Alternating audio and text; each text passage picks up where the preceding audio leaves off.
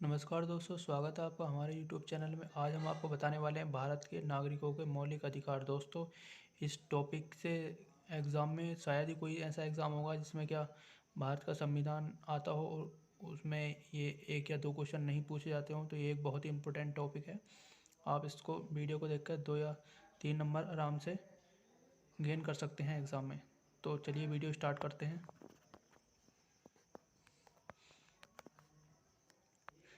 देखिए, ये क्या है, भारत के नागरिकों के मौलिक अधिकार।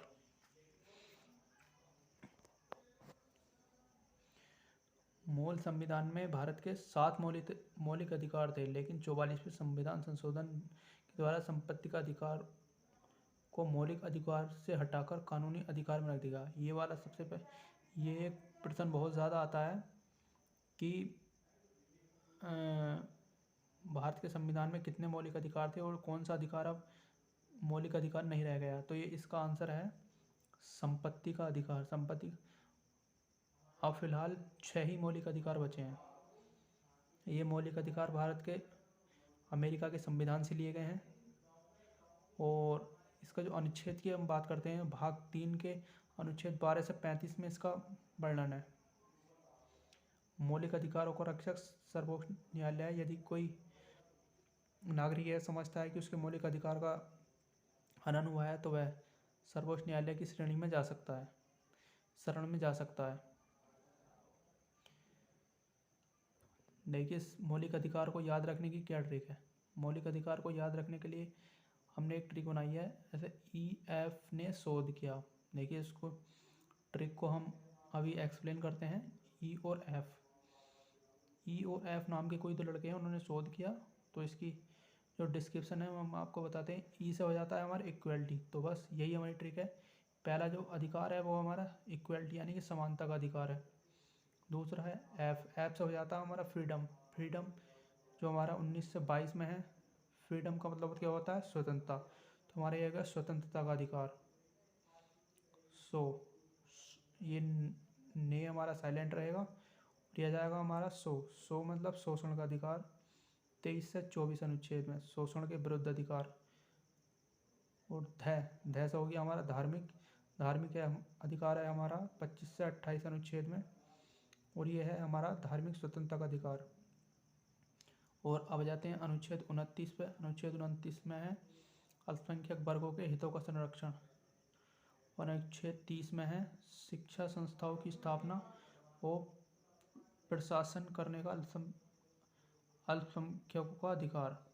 एक है अनुच्छेद 32 बंदी प्रत्यक्षीकरण परमादेश प्रतिषेध अधिकार रक्षा। बस इसमें यही याद करना है अनुच्छेद 32 में।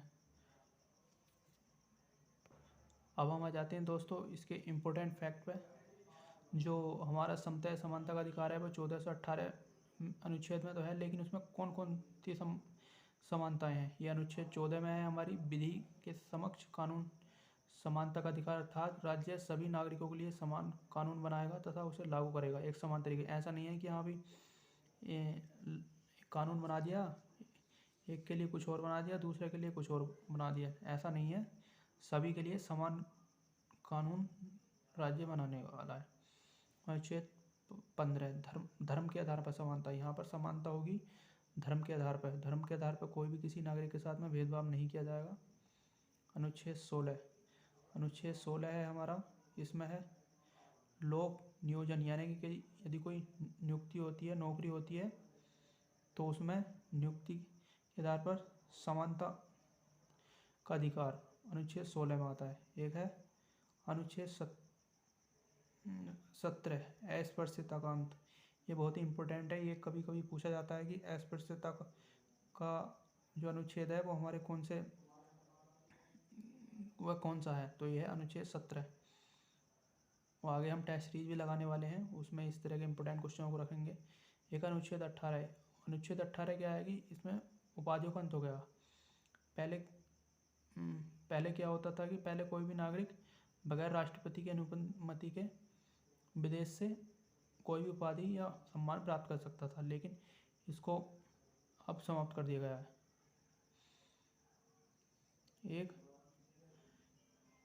अब जो आप देख लेते हैं अनुच्छेद 19 में कौन कौन सी समानताएं हैं, स्वतंत्रताएं हैं। और ये देखिए उसकी ट्रिक, जैसे ये है, उसकी ट्रिक है बॉस संग आया गया, व्यापार किया और बस गया। यानी कि अनुच्छेद 19 में हमारे बोलने की स्वतंत्रता का अधिकार है। से शांतिपूर्वक बिना हथियारों को सभा करने की स्वतंत्रता है। संघ यानी कि संघ बनाने की स्वतंत्रता है।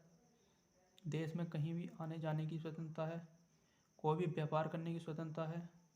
देश में कहीं भी बसने की स्वतंत्रता है। बस से क्या हो गया हमारा, बसने की स्वतंत्रता। व्यापार से कोई भी व्यापार करने की स्वतंत्रता। आया गया यानी कि देश में कहीं भी आने जाने की स्वतंत्रता।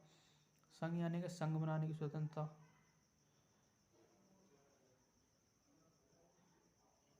एक और इम्पोर्टेंट फैक्ट है, भारत रत्न और पद्म विभूषण अनुच्छेद 18 के अंतर्गत ही प्रदान किए जाते हैं। जो क्या, ये कब प्रदान किए जाते हैं, ये प्रत्येक वर्ष 26 जनवरी को राष्ट्रपति द्वारा प्रदान किए जाते हैं। अनुच्छेद 21(1) राज्य 6 से 14 वर्ष तक की आयु के सभी बालकों के लिए निःशुल्क एवं अनिवार्य शिक्षा देने का प्रबंध करेगा। ये भी एक बहुत ही इम्पोर्टेंट अनुच्छेद है। और सन 2002 के 86वें संविधान संशोधन द्वारा इसे मौलिक अधिकार बना दिया गया। किसे, शिक्षा के अधिकार को। अनुच्छेद 24 हमारा कहता है कि कारखानों में 14 वर्ष से कम आयु के बच्चों को किसी काम पर नहीं रखा जा सकता या फिर किसी जोखिम भरे काम पर नहीं रखा जा सकता। अनुच्छेद 32 कहता है हमारा, जो डॉक्टर BR अम्बेडकर ने इसको संविधान की आत्मा कहा है। अनुच्छेद 32 को संविधान उपचारों का अधिकार भी कहते हैं।